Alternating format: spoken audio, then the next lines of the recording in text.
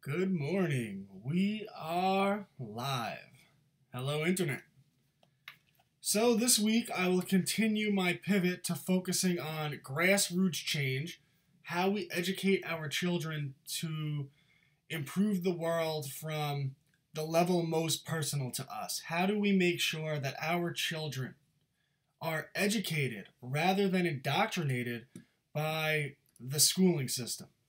And I cannot stress enough the importance to all of us to separate the concepts of school from education. The two are widely believed to be the same thing, but they could not be further apart. School is the process of being schooled or indoctrinated by those who wish to have us think in a certain way. But education, the process of discovering truth, the process of understanding the world, can only be obtained through the self-pursuit of truth.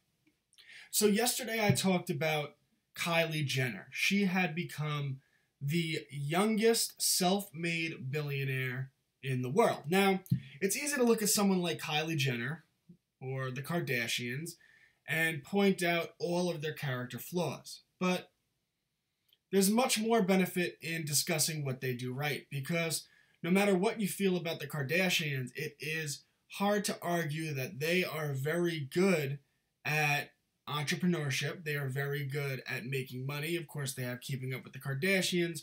They have apps. They have makeup lines. And almost every one of them have taken the couple of $1 million that they had and turned it into a self-made net worth of 50, 200, in Kylie Jenner's case, $1 billion. So much like Donald Trump, Kylie Jenner had certain advantages given to her from a young age. She grew up in a wealthy family. She was given, like Trump said, just a small loan of $1 million in 1970.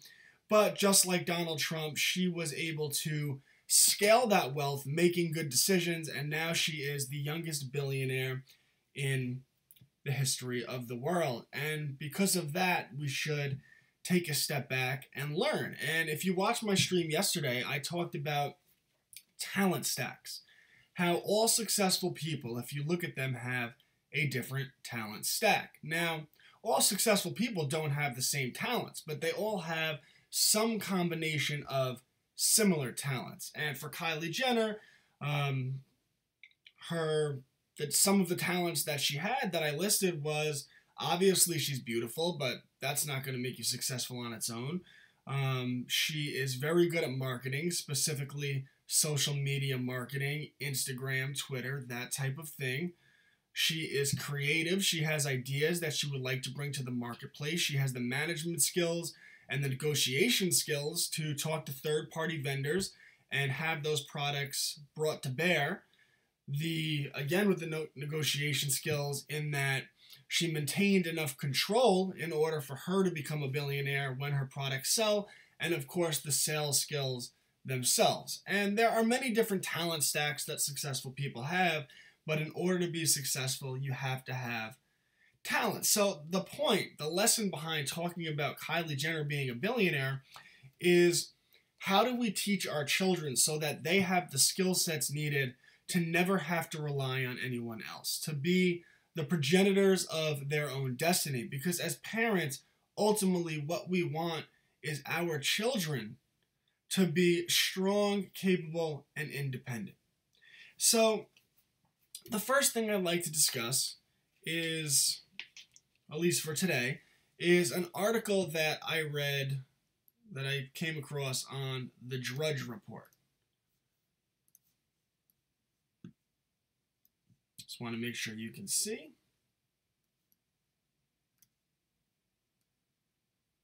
And I'm just going to read the first two paragraphs of this article because I think it's relevant. These are the earliest signs of future millionaires. Author Tom Corley continues his exploration of the little underobserved qualities that separate high net earners from everyone else. And again, we're thinking of this in the context of how we want to raise our children. Accountant and financial planner Tom Corley is the author of the best-selling Rich Habits, The Daily Success Habits of Rich Individuals. I haven't read the book yet, but I thought the article was relevant. The book continues Corley's exploration of all the little underobserved qualities that separate us from high net earners. Some of his findings come in the form of preemptive measures, like learning how to invest and budget to accommodate a desired increased income, but sometimes they elude conventional wisdom. His survey on the most common qualities shared between young future millionaires serves the latter. Corley interviewed several high earners to better detail the earliest tells of self-made millionaires. You might be surprised to learn that good grades in school seem to bear no obvious positive indication of a future mogul. I repeat that. Good grades in school seem to bear no obvious positive indication of a future mogul. In fact, the majority of self-made success stories begin with C students. Only 21% received A's in school. Let me just fix my window.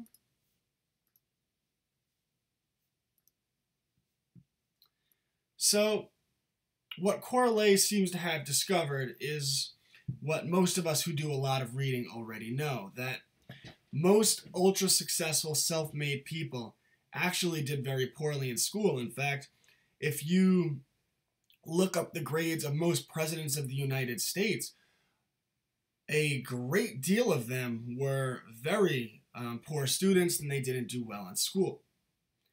And I want to talk about the reason for why that is. He talked about briefly in the article that self-made millionaires were highly motivated, they were risk-taking, they're creative people. We'll talk about what the school system actually teaches. And I'm going to take this from John Taylor Gatto, The 7 Lessons of a School Teacher. You should read his book, Dumbing Us Down. But the first lesson, stay in line. School teaches a child that they have their place, that they have to ask to do whatever it is they're going to do, that you have to sit where you're told to sit, that at all times the teacher is above you, that you even have to raise your hand to go to the bathroom. Confusion. Everything learned in school is learned out of context. So you will sit a student in a classroom and you'll say, we're going to do algebra for 45 minutes. But it's completely out of context. It doesn't have any meaning to the student. And we've all heard our children say, when am I going to learn this? And the truth, when am I going to need this? And the truth is, even the teachers know and will admit readily that most of the things they're teaching their students, they're never going to use. And the narrative that the school system puts forth is, well, you'll get good grades, you'll go to college, and you'll pick a specialty. And that specialty will be, you'll be a teacher like me. You'll be whatever it is you're going to be. You'll have a piece of paper that says you can do it, but you won't actually have real tangible skills. You'll be a social worker. You'll study women's studies, but nothing that's going to make you independent, successful, and not reliant on a boss in life. The school system teaches indifference. That at the end of your 45-minute period, you are going to drop your work and you might as well throw it out. You're not going to continue it. It doesn't have much meaning. So school children are taught that their work doesn't really matter, that they can be indifferent to it. And you see this by the time they're in high school. Most children want nothing to do with school because school has been removed from the process of education. The process of education is a person following their own curiosity to seek truth and discover meaning in this world. The fourth lesson: school teaches children to obey authority. That, like we gave the lesson earlier, you raise your hand and you ask to go to the bathroom. You're told where to sit. Your teachers decide what you're working on. If you want to go ahead of the class and work on something else, you don't get to do that. You have to stay behind and work on what your classmates are working on. That you don't get to follow your own curiosity.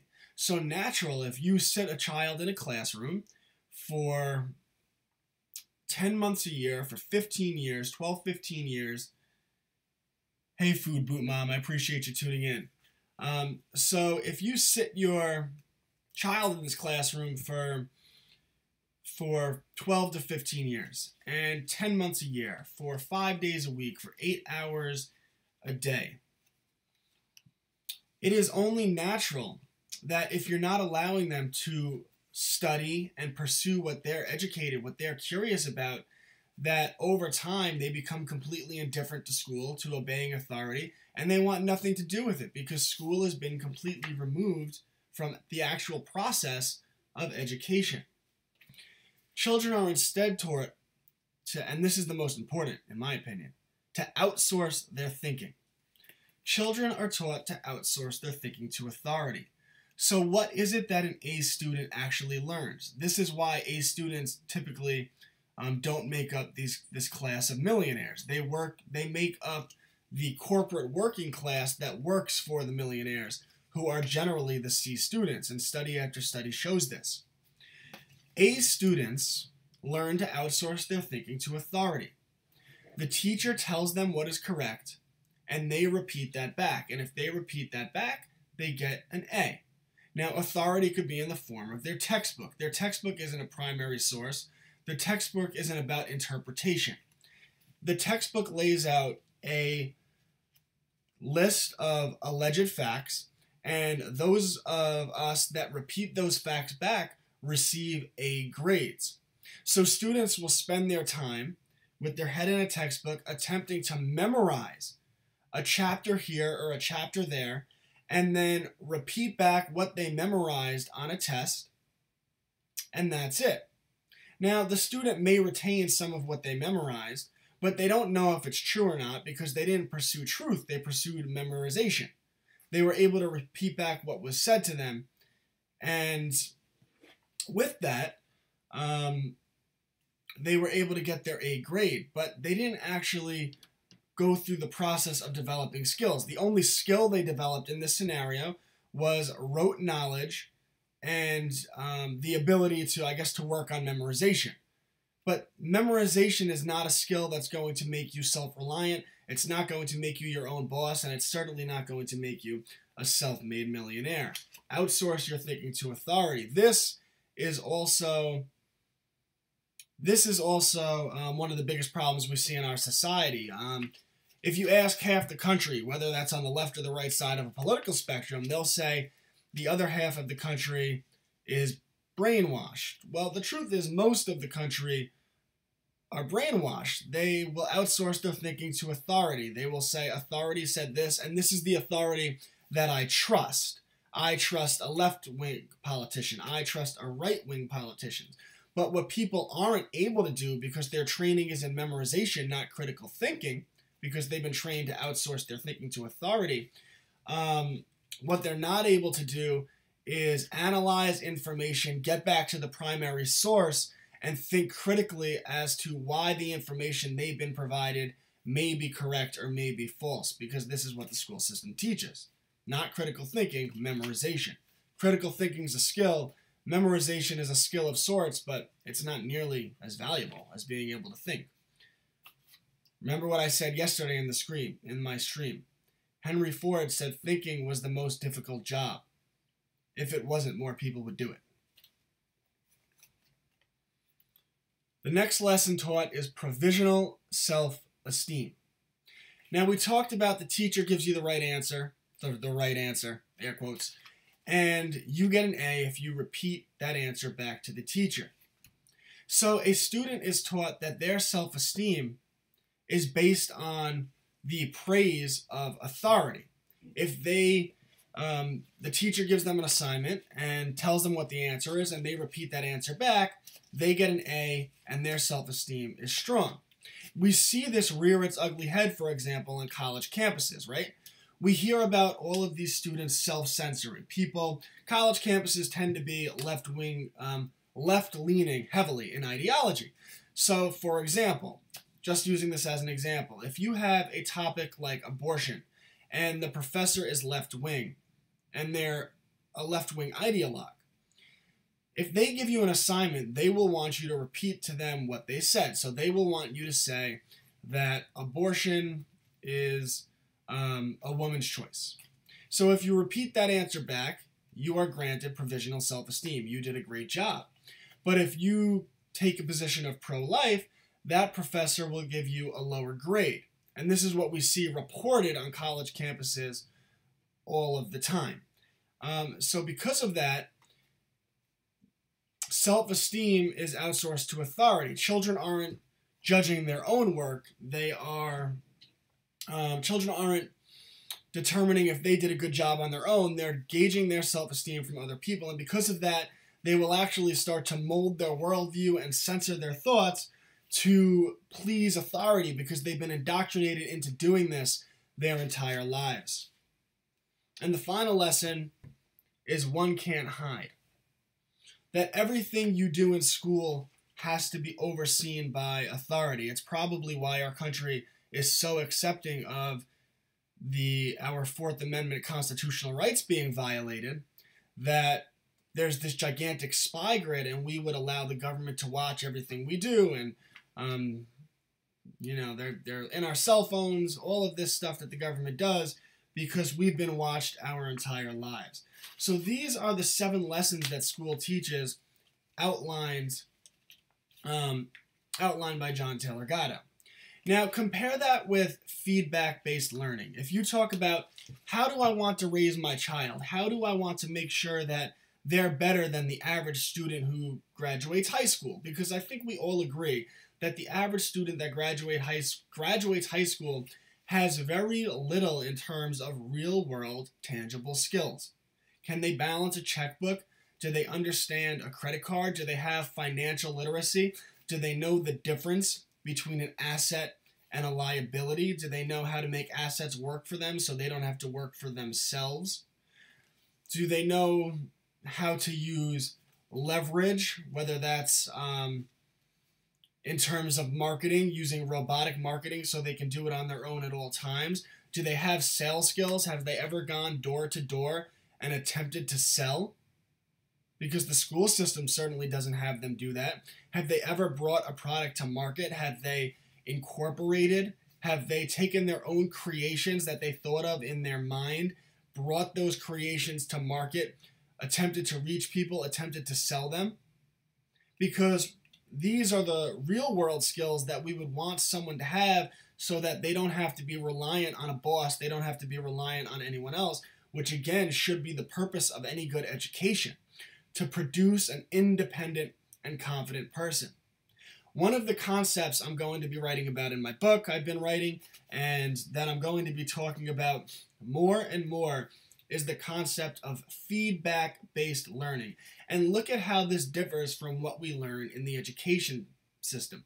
Look at what I just outlined in terms of memorization and feeding back that memorization to authority. The only real skill you learn, not critical thinking, is how to remember. You might remember some of that information. Knowing that information could be considered a skill, and learning how to memorize things could be considered a skill. That's nice. That's nice to be able to memorize things. Let's talk about how you develop better skills.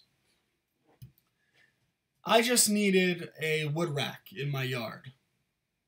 I have a bunch of firewood. I had cut down a tree, and I'm axing that tree up, and I need wood racks to store the wood on.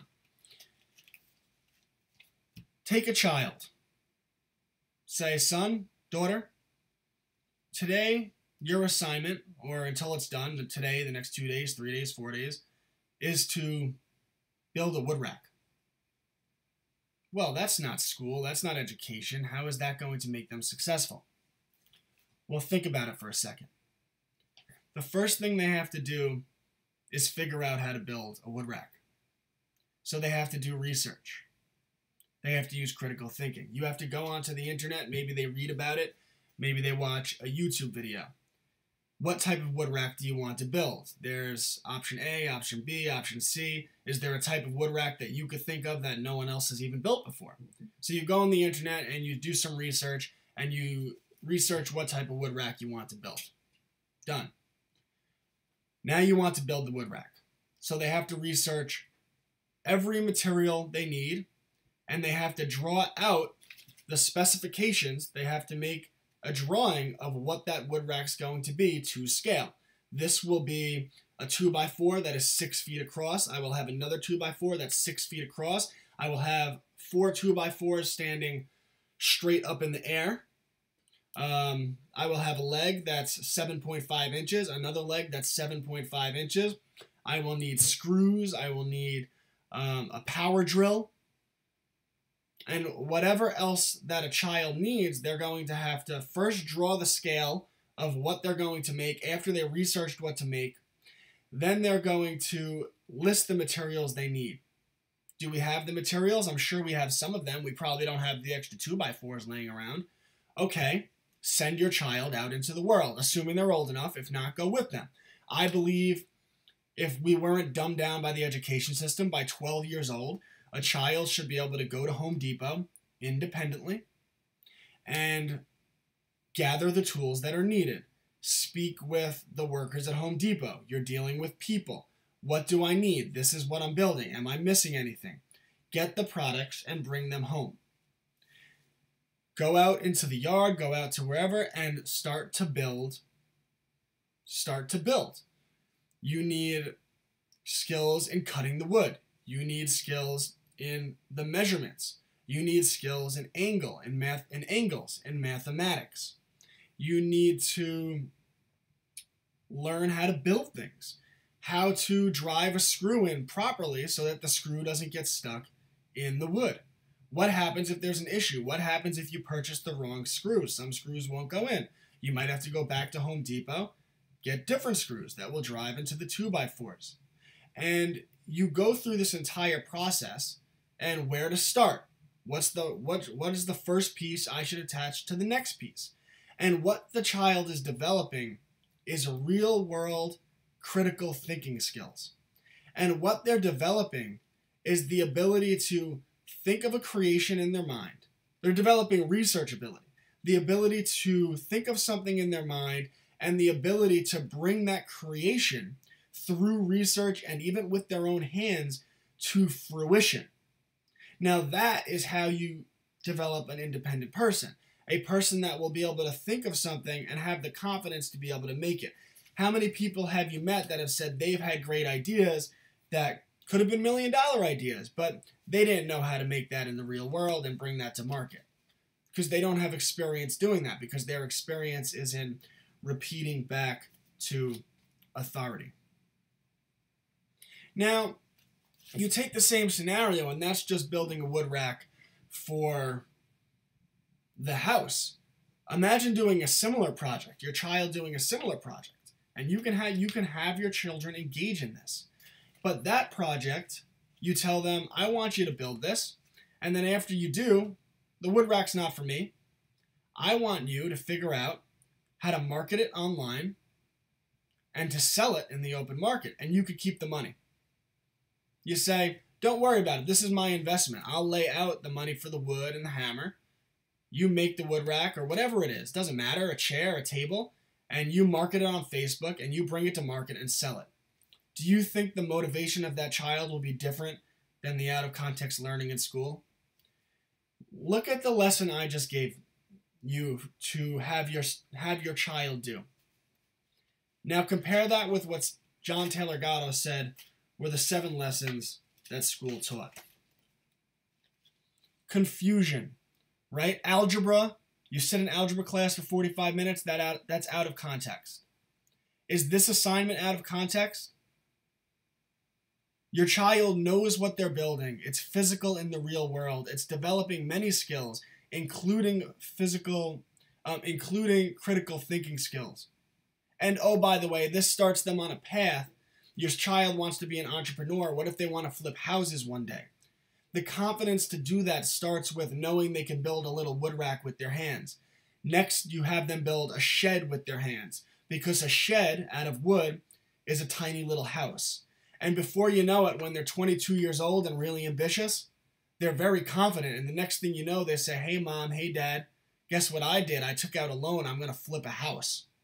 And that scares you, but it doesn't scare your child who was educated differently from you, who knows they can build things with their hands, who has experience in the open market selling products, who has experience with marketing and sales. This is how you raise your child to be independent, to be a millionaire. This is how you change your child's world. This is how you change the world from a grassroots level. By the way, I am going to share you a link right now. I am going to be posting more and more on my other channel, my Facebook page, Classical Learner, as well as my new YouTube channel, which I have not posted on yet, but I'm going to be transitioning to it. And anyone who's only interested in my politics and doesn't want to follow it, that's fine. That's their choice. But I've been writing a book for a month and a half now, which has been such a journey on the school system and properly educating a child. Follow those channels, people. Properly educating a child, and if you want your children to live better lives, if you want to change the world at the most grassroots level, then by all means, please follow me to my other page. I just shared the link. That's my YouTube channel.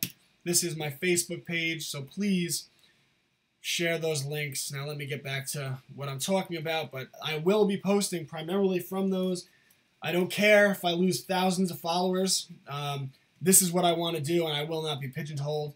I'm going to change the world on a grassroots level by teaching parents how to raise their children so that their children are strong. So, confusion, right? Now we're in context, right? To stay in line, the school system teaches your child to raise their hand when they go to the bathroom, to sit where they're told to sit, all that good stuff. To do the assignment that their teacher tells them to do. Well, now they're their own boss, right? They have something they're working on. Work on the project. Go to the bathroom when you want to go to the bathroom. Work on the project when you want to work on the project. Now, obviously, you encourage your child not to watch TV all day, to actually work on the project. But like I said, there are ways to find projects knowing your child that are intrinsically motivated. It doesn't have to be building a wood rack. It could be whatever it is. But the point is, you're following your child's motivation. You're getting them to become their own authority. And if you want your child to be their own entrepreneur rather than work for a boss, stop having them work for a boss in school. Indifference. Children drop their work at the end of every 45-minute class, and they might as well put it in a shredder because they never work on it again. And this is why by the time they get to high school, they don't care what they're working for. They're doing remedial task after remedial task. None of it means anything. Using our example, you build that wood rack, they're going to be very proud when that's built. And they're going to be very proud when your family is stacking your firewood on it. Or better yet, if you're bringing a product like that to market, they're not going to be indifferent at all when they make money from selling that rack. They're going to be motivated to obey authority. The children in this scenario are their own authority. To outsource their thinking to authority. I asked you to build a wood rack. There is no outsourcing your thinking. Do your own research. Figure out how to build it. If you make a mistake, do some critical thinking. This is feedback-based learning, right? You're building your wood rack. You take the screws that you got. You drive them into the 2x4, and the screw snaps in half. Oh, it turns out you purchased the wrong screw. You researched the wrong screw. Go back to the computer. Research what screws you need. Go to Home Depot. Buy the screws. Come back home. Find out if those are the screws that you need. This is feedback-based learning. This is the opposite of outsourcing your thinking to authority. This is critical thinking, and critical thinking, the ability to solve problems, is probably the most common characteristic of all people that are self-made and successful. Provisional self-esteem. Your self-esteem is not based on if the teacher likes that you repeated back what they told you to repeat. Your self-esteem, the child's self-esteem, will come from looking at that wood rack when it's completed and wood's being stacked on it, or when they're selling it in the market, or whatever it is that they're working on. One can't hide. One of the greatest travesties of our school system is that children are always being watched. They don't have time to themselves, and they're not working on the things they want to work on. Well, this is the most valuable time. This time that children have on their own is when they're being creative, when they're bringing their creations to light, when they're engaging in internal dialectic, critical thinking, to examine their worldview, to examine what they believe is truth, to examine what they believe is spirituality. This comes from solitude, from self-reflection. And it's the opposite of what school provides. And the worst part is, school, not only do they have the students for 8 hours a day, but then they give them homework. What do you think is a better assignment? Sitting in class for 45 minutes here, 45 minutes there, or real-world practical assignments? Which assignments have the children more motivated? Which assignments teach critical thinking? Which assignments give the child the confidence to know that if they have a creation in their mind, they can bring it to light? Which assignment provides the students with real-world experience, with real-world confidence? Which assignment encourages a child not to outsource their self-esteem to others, but to be the gauge of their own self-esteem, to start taking pride in their work? You don't need a teacher to tell your child they're getting an A. If your child wants to build a wood rack that stands at a 90-degree angle, that is sturdy, that looks nice. Self-esteem comes from within. And all of this has been taken away from us. And this is what the author in the article that I read to you, his name, this is what the author, Mr. Corley, came across in his study of self-made millionaires, that most of them were C students. Because if you give in to what the school system teaches, then you won't have any skills. Please follow my other page. The link is in, I wrote it in the notes right there. Classical Learner. Please follow my Facebook page, Classical Learner. I'm slow building them. It will take some time. Eventually, I'll start posting on the actual Classical Learner YouTube page, so just click the bell. And I really appreciate you tuning in. If you have any questions, let me know. I really enjoy doing this, as always. Power to the individual, long live liberty. Also, I am writing articles. I am writing articles on Steemit. If you want to check out those articles, they're very comprehensive about how you should educate your children. And they are on my Facebook page, Classical Learner, that link right there. I wrote my first article this week. I'm going to write my second article later in the week. Two very different articles. My first article I wrote, it was titled, Why a Parent Should Introduce Their Child to Violence. My second article that I'll be writing this week is Why a Parent Should Never Spank or Hit Their Child. Quite different concepts. Might get your interest going. So, power to the individual. Long live liberty. I appreciate you tuning in. And I'll see you next time.